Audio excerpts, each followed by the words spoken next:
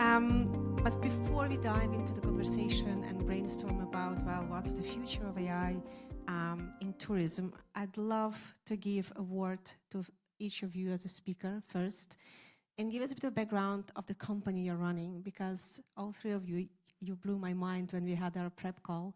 So over to you. That's a good start. Hello, thank you very much for having me here. My name is Mario. I am the CEO and founder of Liberty International Tourism Group.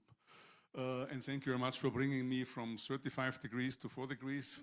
Opens my veins and everything. So I live in Kenya, and it's always nice to be in Belgium and in Brussels especially, and the chocolate makes all better. What is Liberty? Liberty International is, they say we are the biggest private DMC, destination management company in the world. I'm Austrian. I started Liberty in 1990 as a so-called startup. In this time, the hair color was different. In East Europe, when the communist system broke apart, I moved to East Europe. I lived 10 years between Moscow and Albania, basically mainly in Prague, and we started to tourism in an area which was waking up. So now, after a certain time, we developed also to other areas, and nowadays, not to bore you, we are in 110 destinations where we are operating, and we are having physical companies in 65 destinations. We have a side part as well, which is called Secluded Africa, which gets the connects to Africa, which we are doing safaris, and we are having special conservation areas, and we do sustainability work and conservation work over there. We have own conservation areas, and this is a part of our group. Thank you so much, and you inspired me to join you soon in Kenya. You all can come. So guys, I think we all should be there. I think, yeah, family. Next meeting, Kenya. Bulut, you're Yes, here, the that's president. right? That's the next station.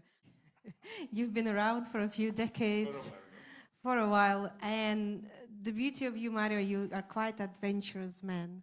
You went to places that others probably will not dare to go. 90s, Eastern Europe.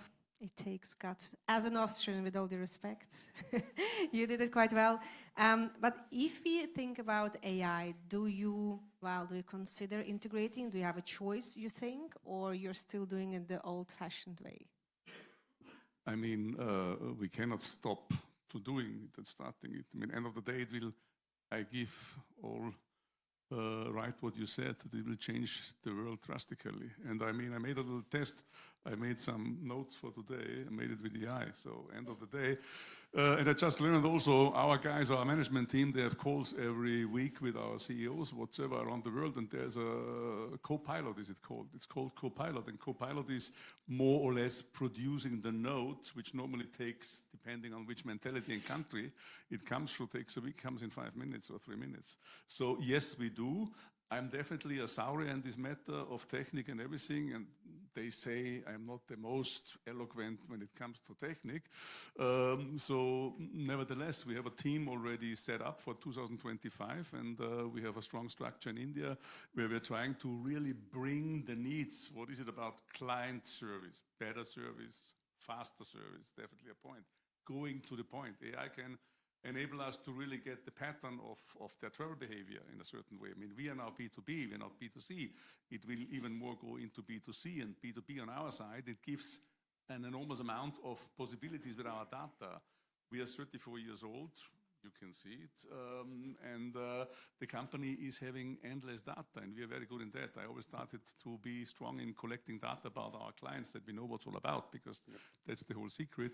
And AI can allow us to use this data much more efficient. And so we are very strong on the train, and we are having a team now set up to get it done. And we say in our work, it's not me, I'm not so important, it's all our people in the company. But we always say teamwork is dreamwork, and that's a matter of fact. And we will have people which are more engaged and people which are less engaged. We also, in areas in Kenya with our lodges where nobody is around, 5 hours drive, there we will have a more difficulty to bring it in. But the overall picture will change, in my opinion, tourism dramatically. You told me you employ almost 900 employees of the whole group. Do you think AI will influence that number, or you just because we'll have more clients? I think it's a sensitive point. I mean, end of the day, it's data protection, it's human effect, everything is inside. And I think we are only on the start of an interesting journey. And let's say time will tell. I think if I think back 20 years ago, everybody told me there will be no more travel agents in the year 2020. So we have more travel agents as before, because still the elderly generation like me especially, but also others learned, also thanks to COVID, that's not so bad to have somebody who does everything. The only danger is that before, if you go to internet, you found so many things that you got confused. You don't know anymore what to take. AI can structure that. Give me the best in this area at this time. Bingo. So I did it myself, not the best one in this way, ChatGPT, whatever. Okay, do me Kenya, 10 days. I want to have the best spots. Not without mistakes, but very good. The problem in Kenya is 150 kilometers drive. Somebody says, okay, there will be 3 hours. This can be 10 hours, depending on the streets, because some of our potholes are bigger than the cars.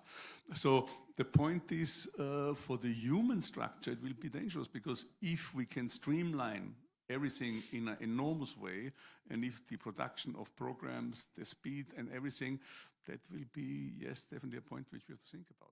Is a huge opportunity for businesses in the travel industry. Thank you so much, Max, for the insight. I've been reading some numbers on tourism industry, and in hospitality, over 60% is run by women. I wonder how that is in Africa, and I know, Mario, you're working on some social impact projects there as well, so it has nothing to do with AI, but it does have a connection to the SME and the impact of it. So maybe tell me more about that, and is there any technology involved, or you think like, it's in these remote villages, they have different challenges than the discussions we are having right now in Brussels?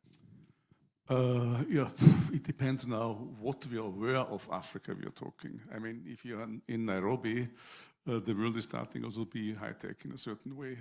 If you come to rural areas, it's a lot of training necessary and not really feasible. Secondly, you don't have partly proper electricity, neither you have any kind of networks or things. Now, Elon changed it with Starlink.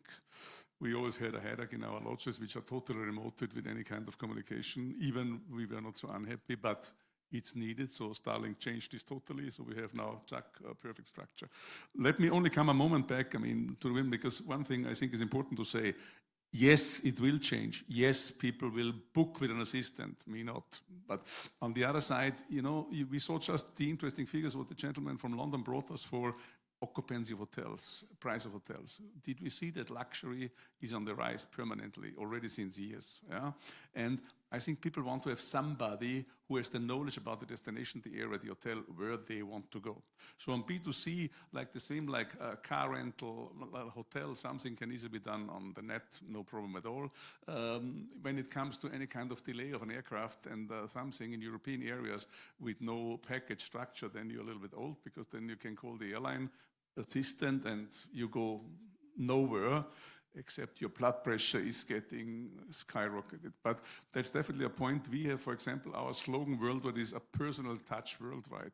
We still try to keep it, and I think it will take a long, long time till we really reach the point that all this is done and made.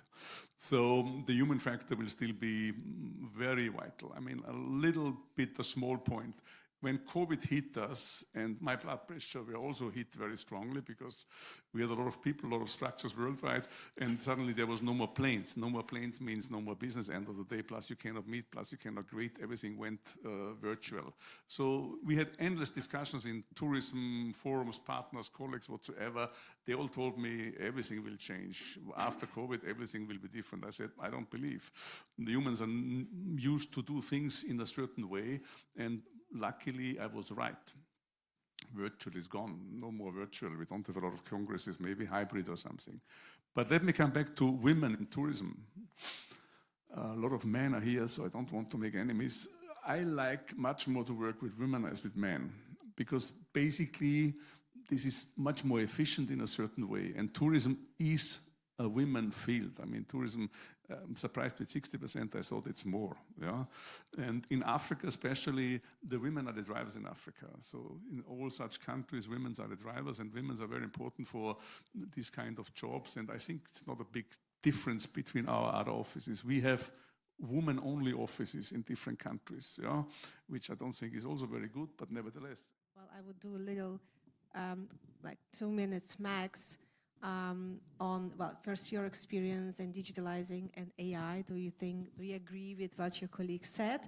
Or you think like just relax and be bare feet in Kenya by the beach? Which makes sense. My son is 11 years old, barefoot in Kenya on the beach, but he tells me, Papa, please, AI is for him a point, you know. He discusses with me that in school these things can be done easily. He doesn't need so much time. He can put it in the AI and he's done. He's more switched on, and then anyhow. But look, I think we are all in a fact-finding phase. It's a fact-finding phase, and the reality, what you show us in a certain way is definitely here. For me, it's a bit frightened to think that computerization is overtaking our brain, end of the day, if we created it.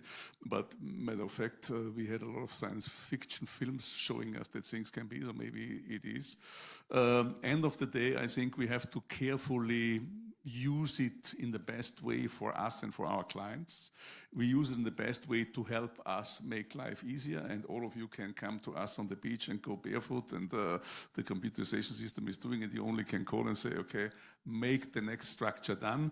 I'm going next Monday to India. We have a big office in India, and we are doing also a lot of brainstorming about things like that, and we have also a team, and we have clever people all over Liberty, and Liberty is based as a structure where all the people are adding to it, and then I have the pleasure or not the pleasure to decide at the end what we are doing. So I will be very careful looking forward, but on the other side I'm very excited on the journey ahead of us, because I think it can also bring us very much positive things as well. It's interesting to include your large team to decide over the future as well. I think it's very important in life to have a team. Then the team should be involved inside, because the team is knowing much more than me sometimes.